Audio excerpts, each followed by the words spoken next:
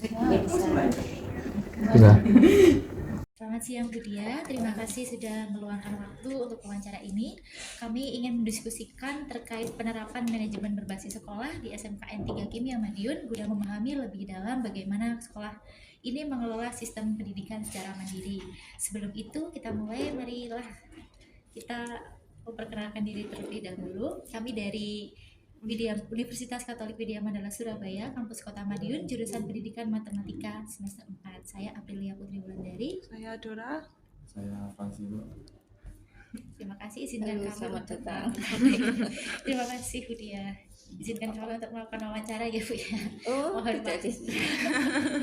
Iya, silahkan. Ya, silakan Bu Dia. Semoga saya bisa Perkenalan. menjawab. Iya, nggak apa-apa, Nggak apa-apa. sebisanya Bu Dia saja. Baik, perkenalkan nama saya Dia Fahmawati. Di sini saya selaku Ketua Penjamin Mutu Pendidikan Sekolah atau juga setingkat WAKA, lebih tepatnya mungkin ke WAKA Manajemen Mutu. Di sini memang saya lebih banyak mengurusi tentang SOP sekolah, kemudian juga akreditasi dan juga manajemen, terutamanya yang berbasis rapor pendidikan. Untuk pertanyaan pertama, bagaimana konsep manajemen berbasis sekolah ini diterapkan di SMK 3 Madiun? Oke. Jadi manajemen berbasis sekolah ini kalau di SMK Negeri 3 Madiun sebenarnya tidak mandiri, artinya tidak membuat sebuah sistem sendiri, tapi juga mengadopsi dari yang sudah ada, yang sudah berjalan dengan sekolah-sekolah lain, juga aturan panduan-panduan yang ada dari Kemendikbud ya, dari aturan dari Undang-Undang Pendidikan dan sebagainya. Nah, untuk yang sekarang manajemen pendidikan itu kan kita tidak lagi menggunakan manajemen berbasis evaluasi internal. Kalau dulu kan kita mengenal adanya SPMI, sistem penjamin mutu internal, sehingga biasanya kita membuat SOP, kemudian kita mengevaluasi ya, menerapkan dan dievaluasi, kemudian kita tata lagi apa nih yang perlu dilakukan. Nah, sekarang kita semua tidak melakukan penilaian internal tapi berbasis rapot pendidikan. Nah, namanya adalah perencanaan berbasis data atau PBD ya, PBD kalau sekarang eranya. Jadi kita setiap tahun mendapatkan rapot pendidikan dari Kemendikbud ya, itu hasil dari apa nih ANBK, jadi apa sih, asesmen nasional ya berbasis kompetensi itu kok komputer itu yang isinya literasi, numerasi, kemudian juga lingkungan sekolah, dan juga tidaknya dari siswa tapi juga dari guru kan, yang kita juga mengisi survei lingkungan belajar itu setiap tahun kita mendapatkan. Ini adalah kebijakan menteri yang kemarin ya. Nah, ini menteri yang baru kita belum tahu ada perubahan apa, tapi yang selama beberapa tahun kemarin yang kebijakan menteri terakhir tuh kita pakai itu. Jadi perencanaan berbasis data berdasarkan rapot pendidikan. Tuh, jadi di rapat pendidikan itu kan nanti sudah ada rekomendasi-rekomendasi. Jadi apa yang kurang di kita?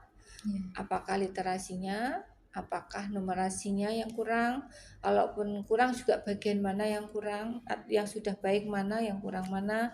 Juga dari segi metode pendidikannya, kemudian juga dari segi iklim lingkungan belajarnya, dari segi keamanan sekolah, itu semua dirinci itu. Jadi kita akan mendapatkan rapot pendidikan itu, kemudian kita petakan. Nah, kita petakan mana yang urgen, yang harus kita baratnya perbaiki lebih dahulu. Nah, biasanya yang lebih merah ya, rapot merahnya di mana. Kalaupun sudah hijau semua, pasti di indikator di dalam pasti ada yang masih kuning atau turun dan sebagainya. Itu yang menjadi concern kita petakan, kita analisis dulu. Jadi mana yang harus mau kita kuatkan, kita segera atasi. Kemudian kita rencanakan dari rekomendasi masalah itu, kita rencanakan apa nih solusinya, program apa yang untuk melaksanakan ini, kemudian juga anggarannya.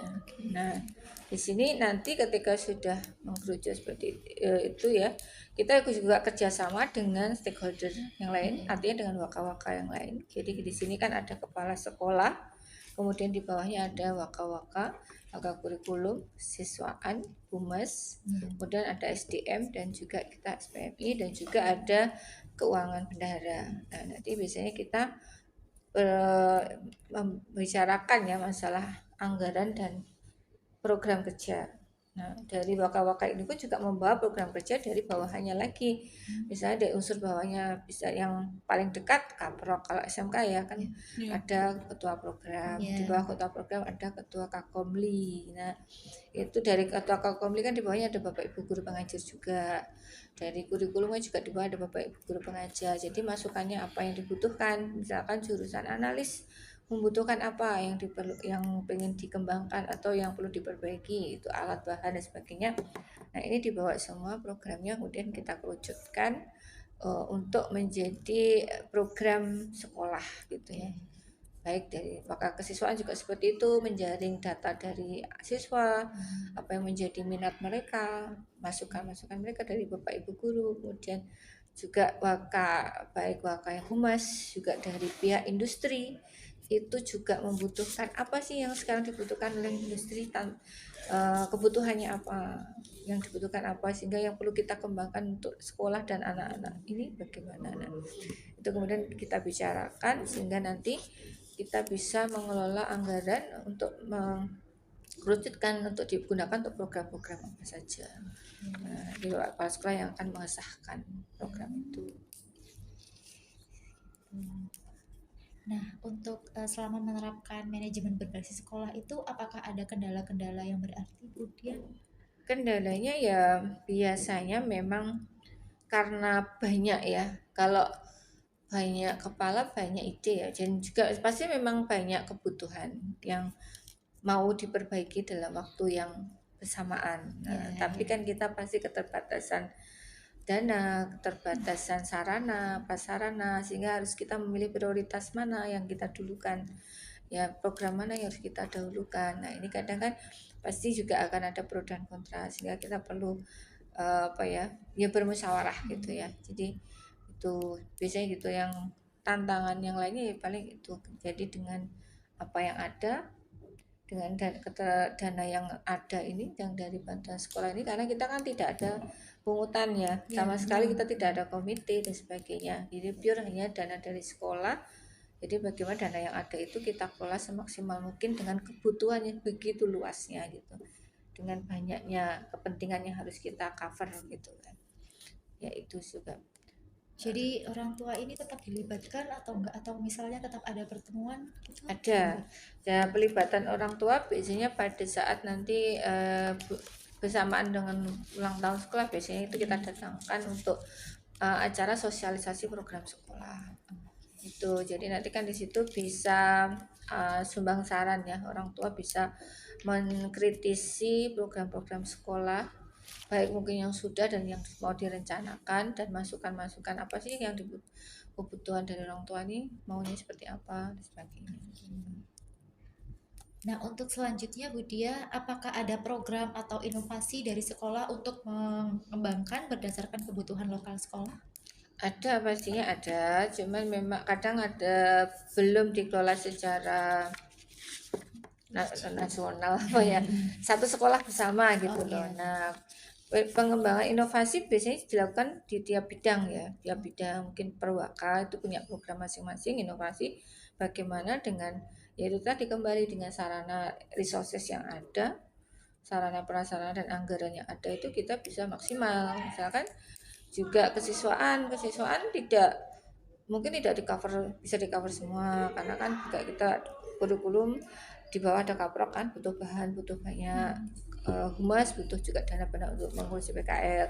Nah, ini bagaimana ini inovasinya untuk bisa maju jalan bareng-bareng. Nah, seperti itu kan pasti ada beberapa inovasi seperti itu. Jadi mungkin dari humas misalkan juga melakukan pendekatan industri, tidak hanya selalu melalui luring, tapi mungkin melalui daring, artinya berkontak gitu ya. Jadi berkontak kemudian menjalin kerjasama dengan pihak mungkin alumni yang ada di sana gitu kan. Jadi kalau melalui alumni mungkin industri lebih terbuka seperti itu. Mungkin dari pihak kesiswaan juga seperti itu, mengadakan kegiatan-kegiatan yang lebih low budget tapi bermakna. Anak-anak tetap mendapatkan kesempatan untuk berkarya ya, atau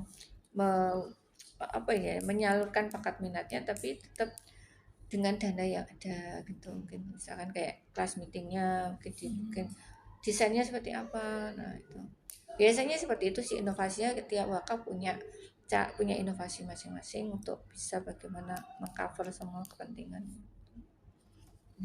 Baik Bu Dia. Nah, untuk sumber pendapatan yang didapatkan sekolah negeri itu biasanya dari mana saja Bu kalau boleh tahu? Oke, kalau yang dari pusat Kemendikbud itu kan BOS ya, Iya. Bantuan Operasional Sekolah. Nah, karena kita di Jawa Timur, dari Provinsi Jawa Timur itu juga ada dari namanya BPOPP, ya nanti bisa di googling ya kepanjangannya.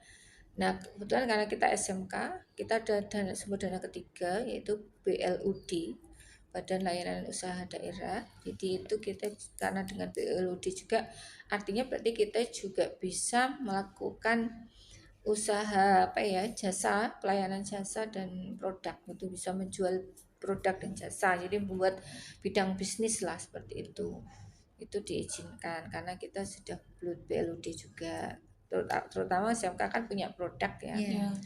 Dan juga jasa. Jadi misalkan di analis itu jasa analisa itu kan. Kalau produk kan ada empon-empon, ada bakery gitu kan, dan lain sebagainya. Banyak, ada 17 sekitar berapa gitu produk.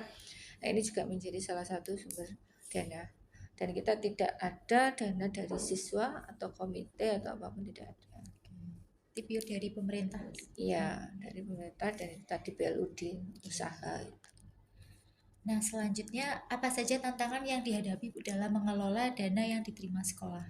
Ya itu, ya seperti yang disampaikan tadi kan, karena bagaimanapun dana itu kan dengan jumlah murid kita yang 1.500-an lebih ya, Iya.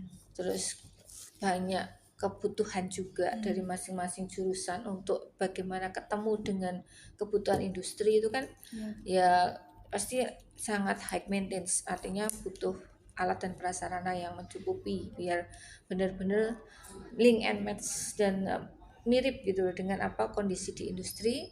Nah, kita bisa hadirkan di sini. Nah, ini kan kadang-kadang challenge-nya ya sarana lagi, prasarana lagi gitu lah, anggarannya ada gitu ya. Yaitu jadi bagaimana kita memetakan, menganalisa prioritas mana yang penting gitu. Jadi kita challenge-nya gitu. Jadi kita memetakan yang urgen dulu, mana yang harus didulukan. Gitu. Nah, untuk selanjutnya Bu Dia, apa penilaian keberhasilan indikator MBS ini seperti apa? Jadi apa yang menjadikan MBS ini dinilai berhasil seperti itu? Ya, jadi setiap tahun kan evaluasinya utamanya ketika sekolah tuh pasti kan ya produknya ya. Iya. Produknya apa, lulusan. Nah, jadi bagaimana keterserapan lulusan ini di dunia kerja, di dunia melanjutkan kan BMB ya. Iya. Jadi berwirausaha, melanjutkan dan kerja itu BMB itu ya. Jadi berwirausaha, melanjutkan apa satunya? Bekerja, melanjutkan dan wirausaha gitu. Jadi dari tiga ini, jadi keterserapannya berapa persen ini? Jadi lulusan ini diterima di dunia kerja, diterima di kampus, melanjutkan perguruan tinggi, ataupun mereka yang berusaha, berwirausaha. Itu seberapa besar persentasenya? Pastinya itu utamanya di situ. Nah, yang kedua ya bagaimana semua program ini ya sebenarnya indikator programnya itu kan dari situ ya. Tapi karena sekarang tadi kita mendapatkan rapot pendidikan yang itu dilakukan oleh pihak eksternal, bukan kita melakukan penilaian sendiri kan, itu juga salah satunya. Jadi ketika kita mendapatkan rapot yang lebih baik dari tahun sebelumnya, berarti kan kita ada peningkatan gitu kan, dari segi pengelolaan sekolah, pengelolaan dana, manajemennya, kemudian lulusannya, berarti kan terakui gitu kan gitu. Dan indikatornya juga sih yang lainnya otomatis ketika itu terjadi perubahan lebih baik ya program sekolah sudah berarti artinya berjalan. Nah juga indikatornya mungkin prestasi sekolahnya juga meningkat. Nah, seperti itu. Nah, untuk SMK kan biasanya itu ditempatkan di pabrik-pabrik kemudian atau industri-industri waktu PKL sebutannya. Nah, itu apa saja indikator yang dinilai yang digunakan untuk menempatkan siswa-siswa tersebut? Ya baik, sebenarnya ada isu itu dikelola oleh humas ya, di humas. Jadi memang setiap humas itu punya plotting, tenaga plotting itu yang pertama pasti kemampuan anaknya, karena kan industri juga pasti punya kebutuhan masing-masing. Ada yang industri yang misalkan petrokimia, berarti kan dia mengharapkan high labnya ya, high kompetensi di labnya, pasti anak-anak yang baik, gitu kan. Yang kedua, industri itu sangat senang, pasti yang dibutuhkan utama sebenarnya attitude ya. Kalau skill itu kadang nomor dua, attitude itu yang pertama, attitude, yang kedua skill tuh kan. Jadi ya itu yang utama kan itu, sehingga nanti kita itu ketika mengirim harapannya kan tidak mengecewakan industri, sehingga harapannya berkelanjutan, jadi adik-adiknya kan tetap bisa diterima, kita punya hubungan yang baik gitu kan, kesannya baik, sehingga tidak berhenti hanya di satu angkatan, tapi di angkatan selanjutnya tetap ini bahkan berkembang. Jadi seperti sekarang itu kerjasamanya maunya tidak hanya PKL, tapi biasanya juga diikuti rekrutmen, kemudian magang. Itu juga beberapa industri sudah mau seperti itu gitu. Jadi tidak hanya PKL selesai, tapi ada yang langsung magang, ada yang juga menawarkan rekrutmen. Nah, itu memang tidak semua industri mau seperti itu, karena mereka juga menilai kita seperti apa gitu. Nah, pertanyaannya sudah sampai situ, sudah dirangkum semua, ada beberapa pertanyaan yang sekalian waktu dijawab. Nah, terima kasih Bu Dia atas waktu dan informasi yang diberikan. Apa ada hal lain yang mau ditambahkan? Apa? Iya, boleh. Terkait dengan Terkait yang penerapan mana? MBS ini di sekolah Ya, ini. MBS baik. Jadi ya kita masih terus belajar ya, karena setiap tahun challenge-nya juga tantangannya berbeda. Makin hari kita berada di era yang juga selalu berubah-ubah, sehingga ya kita terus mengikuti, berusaha tetap menyelaraskan bagaimana uh, program yang kita jalankan itu bisa match dengan apa yang menjadi kebutuhan sekarang, eranya sekarang. Ketika eranya mungkin sekarang lebih teknologi, ya kita berusaha juga menyelaraskan di situ gitu, dengan program pembelajarannya, dengan program kegiatan eskulnya dan sebagainya, seperti itu. Kita berusaha, intinya kita akan mempersiapkan ya bagaimana nanti anak didik kita, lulusan kita itu lebih siap. Jadi kita kan yang visi misi yang terbaru, visi kita itu singkat ya, cukup singkat. Jadi cuman ini mewujudkan lulusan baik, baik dan best. Baiknya tuh B-nya beriman dan beriman takwa ya. Sorry beriman takwa, aku sehingga aku dewe terus selalu katen ya sing. Jadi berakhlak mulia. Karena kenapa tidak beriman? Menurut saya berakhlak itu di atasnya beriman ya. Karena wujudnya dari kita beriman takwa itu akhlak, attitude kita. Kemudian A-nya adaptif, karena kita kan cepat sekali berubahnya di era disruptif ini, kan cepat sekali, jadi harus adaptif. Apa ini yang dibutuhkan sekarang, apa ini yang tren sekarang, apa yang ini dia harus adaptif, kalau nggak akan ketinggalan gitu kan. Nah, I-nya apa? Inovatif, jadi dia punya kreativitas, sehingga dia bisa bisa menghadapi challenge yang ada, tantangannya apa. Nah, K-nya pastinya kompetens ya, jadi kalau sudah inovatif baik properti ya dia pastinya akan kompeten untuk khususnya di bidangnya. Nah, base-nya itu kemarin ada yang nambahin, jadi berdaya saing tinggi dan berdaya saing tinggi, itu visinya itu. Jadi memang manajemen yang kita kelola kan endingnya adalah kita mewujudkan visi kita, visi dan misi kita, arahnya gitu. Jadi kita harus menyelaraskan semua program yang ada, bagaimana kita mengelola semua aset yang ada itu untuk mewujudkan visi dan misi itu. Nah, untuk visi dan misi yang baru ini apakah sudah Sosialisasikan ya atau sudah ditempel di kita sebenarnya sudah beberapa kali disosialisasikan secara lisan, tapi memang belum ditempel karena ini kan ada baru visi misinya baru setahunan disahkan. Nah, kita ada perubahan manajemen pihak-pihak yang terlibat ini ada perubahan kan beberapa. Jadi ini belum dirubah. Jadi yang masih ditempel itu belum dirubah, tapi pernah disampaikan di event-event seperti upacara, dan ini sudah. Nah, ini memang kita masih beberapa kali kita ada kegiatan besar yang juga membutuhkan dana yang besar, jadi mungkin belum tersentuh untuk visi misi, karena memang visi misi itu kan sifatnya juga cair ya, nggak statis. Jadi tidak kita buat prasasti agar everlasting kan enggak, karena kita mengikuti apa kebutuhan zamannya ya. Jadi visi misi pasti terus akan berkembang kan. Jadi memang kemarin tuh karena yang terakhir itu juga hitungannya baru belum lama dan dibuat dengan bahan yang sangat bagus, akrilik. Nah mungkin dananya belum ada penganggaran lagi untuk pembuatan itu gitu loh, karena memang visi misi juga memang baru disahkan baru 1 tahun, tapi disampaikan secara lisan ya. Jadi kita pembuatan visi misi kan harus ada BIMTEK-nya juga kan, kita dengan waktu yang lama, jadi ada BIMTEK-nya, kemudian rapat dengan bapak guru, kemudian ada pengesahan gitu. Selesai. Baik, sekali lagi terima kasih banyak Bu Dia sudah meluangkan waktunya untuk wawancara ini, sehingga kami lebih memahami tentang manajemen berbasis sekolah, terutama di SMK negeri, karena dibagi ada yang negeri ada yang swasta seperti itu. Iya, semoga bermanfaat apa yang disampaikan.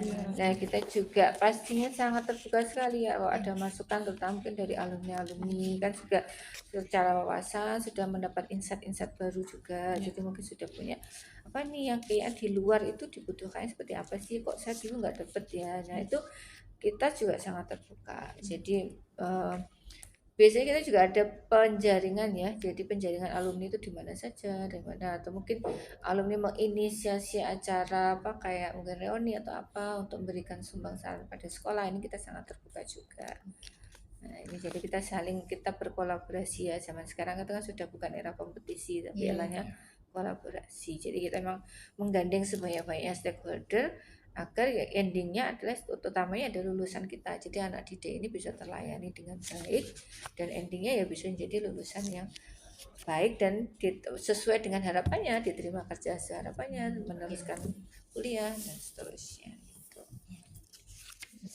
Kalau sekarang masih kalau mau mengajar membuat RPP juga ada, semua punya ini, cuman kan kita ada pengembangan beberapa kurikulum kan. Kalau dulu istilahnya RPP diganti modul belajar gitu kan, nanti ganti apa lagi nanti yang baru gitu kan, modul deep learning gitu kan yang baru ada. Jadi kita punya database namanya master web, mungkin baru tahun udah ada kan. Nah kan juga ulangan dari situ kan, itu kan big data juga. Jadi situ ada bagian kurikulum, ada bagian guru, ada bagian siswa gitu kan. Nah kita mengupload di situ perangkat pembelajaran, karena kan setiap tahun dievaluasi juga dari pihak pengawas, bapak pengawas.